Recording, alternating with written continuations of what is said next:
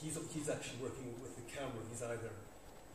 He might be pulling focus, or he might be doing the tracking shot, or, and we always keep logs, because in case you have to reshoot, you have to know what you've done, what the f-stop was, what lens you used. It's continuity things. And sometimes it takes two people to animate one puppet, because it might be a bit tricky. You might be flying him with strings, and so, it needs two of us to help out. But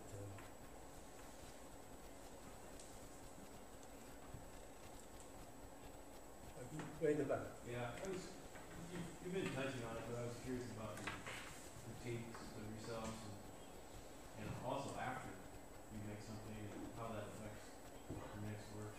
Like, what's your process with taping? Like I said, you can. We can bury the film as quickly as possible and get on to the next. Yeah. I mean, you can be quite brutal. Right, but I'm just curious how you deal with the process. Well, there's two of us to deal with it. So it helps. We just put a bottle in front of us and we can just forget it. Yeah. No, I think it's have to be very. They're hard lessons to learn. Yeah, that's what I was curious. And especially when you realize that it's not like you knocked off a picture in 1 week and said, I fucked that up, Bob. Let's just put it to the side. You spend maybe 10 months or 12 or 15 months on it, and you say you didn't pull it off, or maybe only certain elements of it. And I think that hurts when you realize you haven't brought it off. Because the expectation level is very, very high when you go in on something. And then sometimes there are exterior forces, like when normally we've never had people meddle. I mean, the commercials, you expect a lot of meddling because you're selling a product, and of course they want to see that product featured, the best way imaginable. But when we did the last feature film, Street of Earthquakes, there was too many producers, and all of them had a different idea about what the Quays should be making as a film that was meant to hit a bigger market. And that's a film that we buried pretty quickly. So within your work, are you taking on? Are you working with interns or people to help you in your create? Or is it just you guys do most of stuff? We have one assistant who's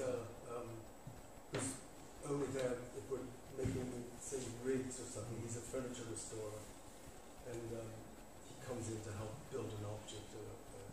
When I say an object, a device, you might say, almost like an automaton that can be animated single frame in order to produce something. I mean, in the one little pop video that we did, we said we wanted the little girl to be rising on her toes, and so we found when we were doing the opera in Amsterdam, there was an antique shop and there was this little girl mannequin that was headless, and so we said. That time, we thought it was a lot of money, so we said, let's get it.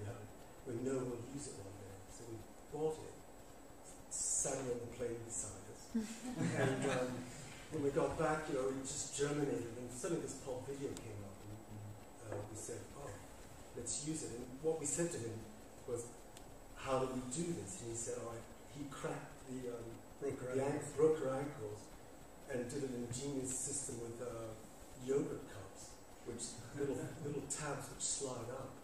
Put a rig in the back of her back. We had a wall, so the camera was here. We had a wall, then we had this rig which was calibrated so we could just animate it up, which would lift the feet and all that. So, I mean, these things are nice when they come along, but he's always available at a phone call. But no, we don't.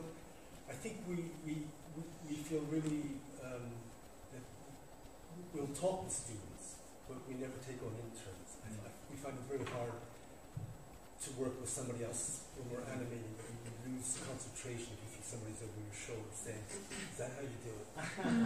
Because it isn't how you do it. We have to shield ourselves. No, especially not very. I'm curious how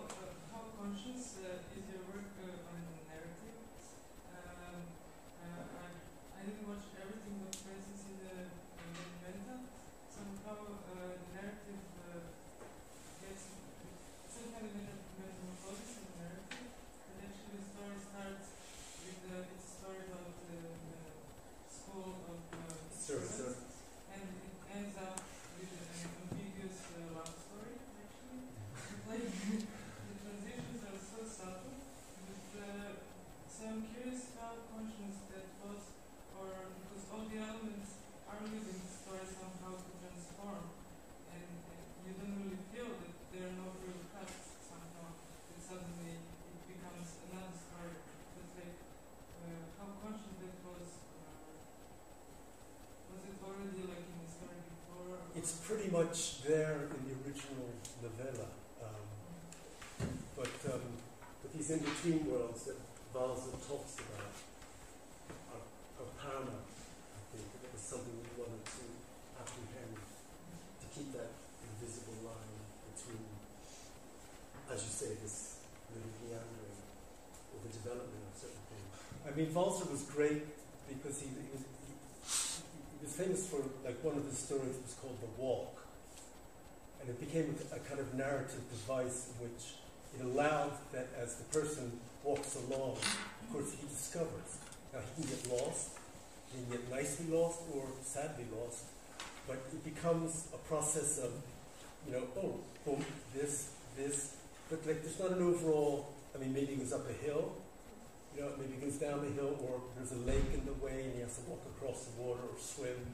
But it's like everything can be an obstacle, can be a release of something, but what we always liked about Walser was that it wasn't a carefully charted narrative, like clicking off the little narrative point.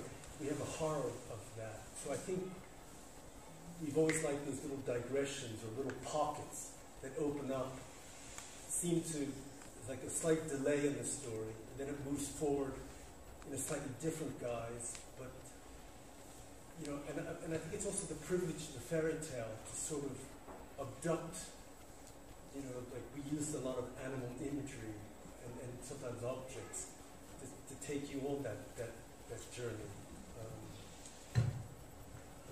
And Walser, you know, like we said, he really experimented with telling, like, the way he told stories, and I think that's something that we really wanted to. We did it in our own timid way. I mean, there's not much more radical cinema being made. I think at one point we'd love to show you a film by Patrick Bokanovsky called The Angel, which is very, very modern cinema and in its way of charting a narrative. But, you know, it's valid, as say, or Michael Snow's Wavemaker. There's so many like that we could go on to. And I think a little bit that, in a way that, although this might look very, very haphazard, the way we're showing you things and that, I think what we're trying to show are these tiny fragments of whether they're films or these images or stories of people's destinies, that they do tell a larger story and a greater one, that in the fragment you'll find the whole. And I think that we're much more interested in not going down the expressway. You know, we're interested in those little side roads where getting lost is very, very important, and what can be discovered in that unexpected byways.